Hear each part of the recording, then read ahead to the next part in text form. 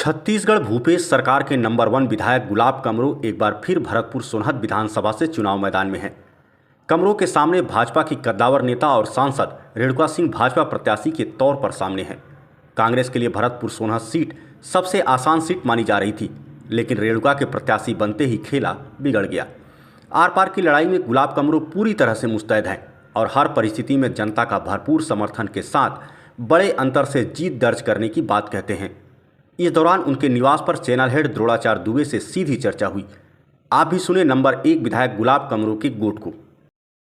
आज हम जिस विधानसभा में मौजूद हैं वहां 17 तारीख को मतदान होना है, यानी आज से लगभग 15 दिन बाद।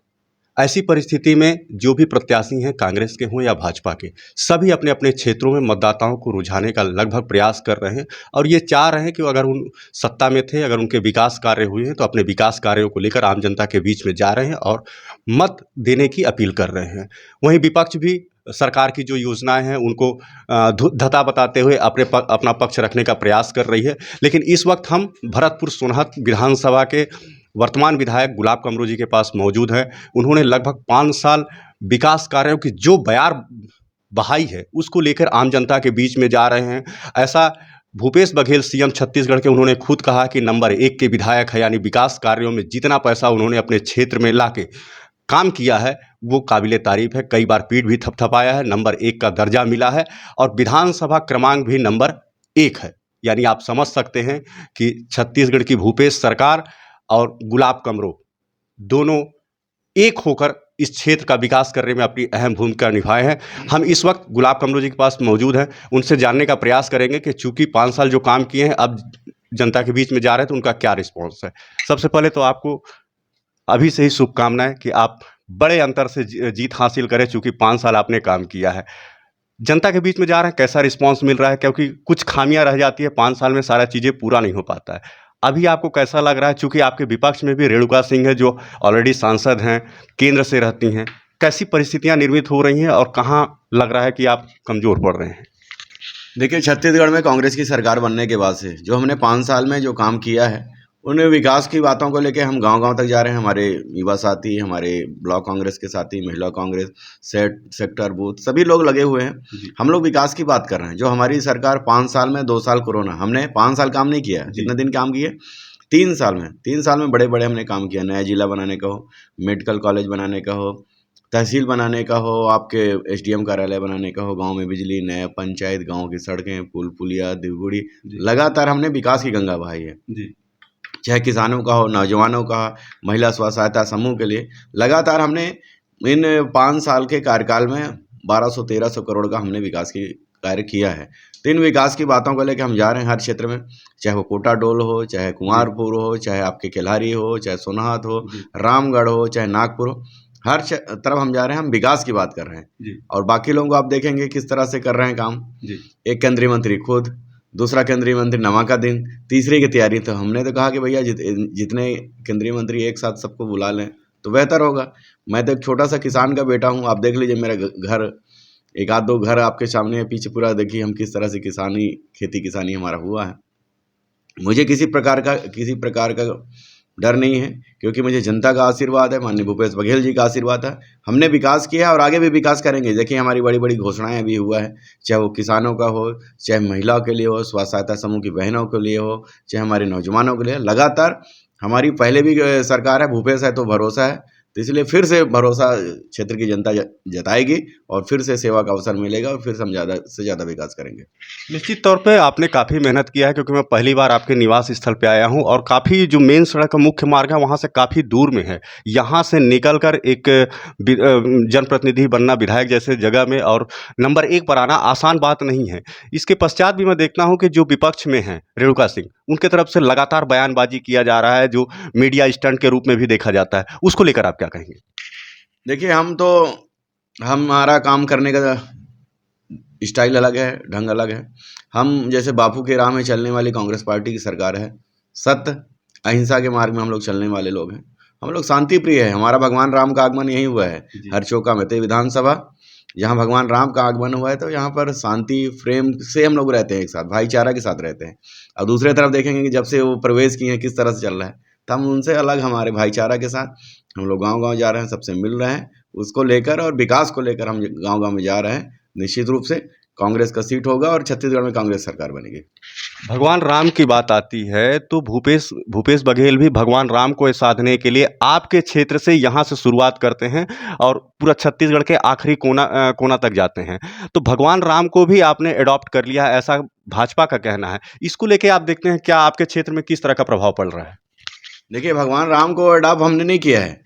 भगवान 14 वर्ष वनवास के दौरान भगवान राम का आगमन यहाँ चरण पड़े थे, सरगुजा संभाग में पहला हुआ था। इसके बाद जाके कोंटा में जाके समाप्त हुआ था। बहुत काफ़ी समय यहाँ पर भगवान राम बिताए थे। भगवान राम के नाम से भाजपा वोट मांगती है, पर भाजपा राम के नाम से कभी भी ना ही कोई काम किए, ना ही चाहते थे कि पहले भी रह सकते थे ना। तो हम लोग भगवान राम के जहाँ जहाँ पदचरण पड़े थे उसको संरक्षित करने का काम कर रहे हैं। हम पर्यटन के रूप में विकसित कर रहे हैं। राम गमन पथ के नाम से हमारी छत्तीसगढ़ की शुरुआत की है। हम लोग सहेजने का काम कर रहे हैं, ना कि इनके जैसे नहीं कि एक इंसान को और भगवान की तुलना देते हैं। तो बहुत दोनों में कांग्रेस बीजेपी में बहुत कथनी और करनी में बहुत सारा अंतर है। हम लोग भगवान राम के जितने भी अभी पर्यटन क्षेत्र में विकसित करना है, सीतामढ़ी हो, हरचौका, छतौड़ा हो, कोटा डोल, बहुत सारे भी और संभावना आपके अमृतधारा में आगे भी हम विकास करेंगे। पहले देखा जा रहा था टिकट घोषणा होने से पहले ये माना जा रहा था कि आप एक बोल्ड नेता के रूप में हैं, जीत 101% था।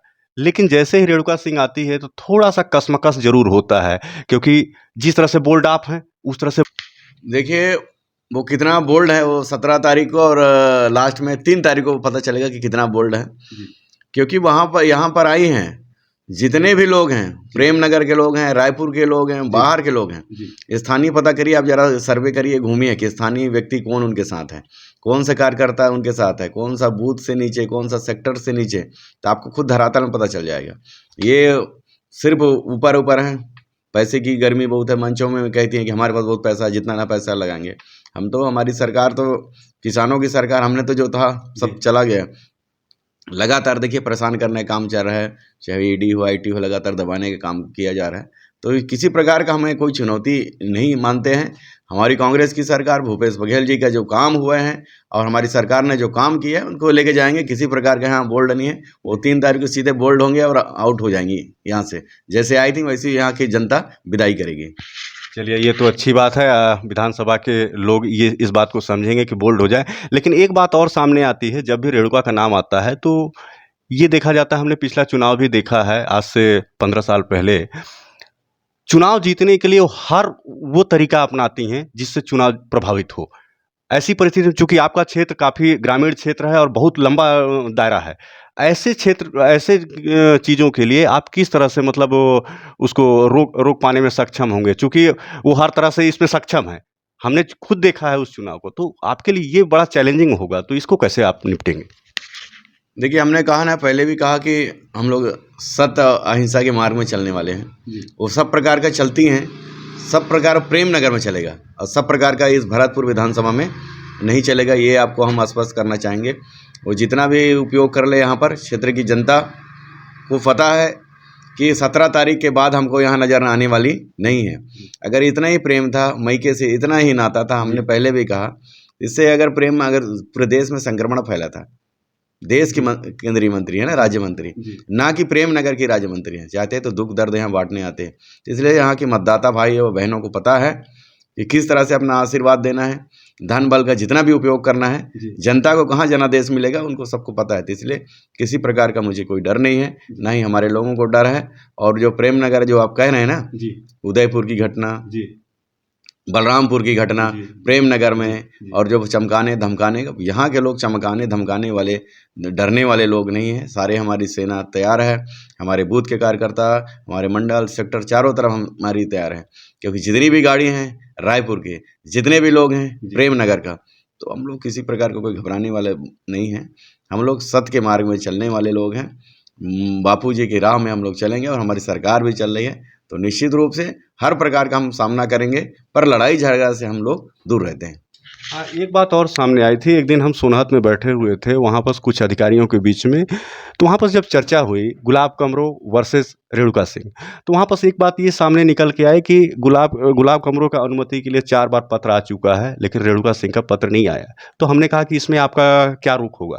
तो उन्होंने कहा कि साफ रेणुका सिंह का कहना है कि हम कोई किसी भी प्रकार की अनुमति नहीं लेंगे। जो भी फाइन बनता है हम फाइन पटाएँगे, जो नियम कानून में है। ऐसी परिस्थिति में आप क्या कहेंगे इसको लेके? देखिए, अभी आचार संहिता लगा, आपको मालूम है आचार संहिता के नियम रहते हैं। हम लोग नियमों का पालन करने वाले अनुशासन में रहने लोग हैं।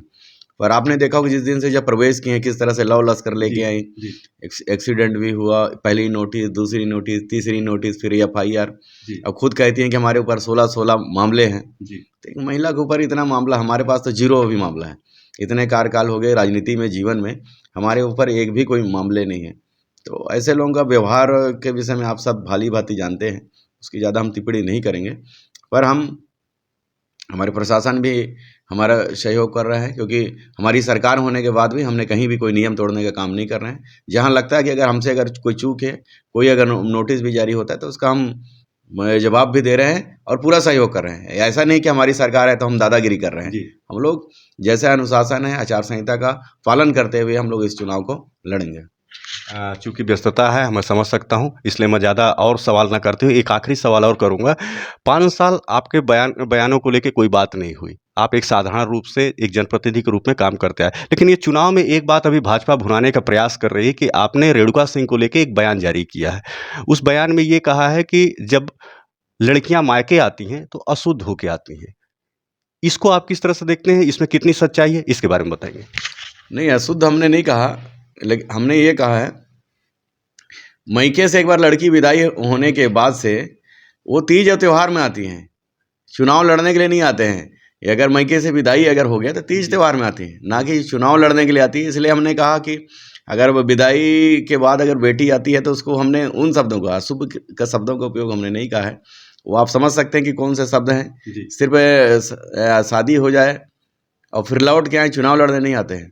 अगर हमारे मायके में अगर संकट है, हमारे अगर लोग संकट में हैं, तो उस समय दुख दर्द बांटने के लिए आया जाता है, ना कि सिर्फ चुनाव लड़ने के लिए। ये हमने कहा था।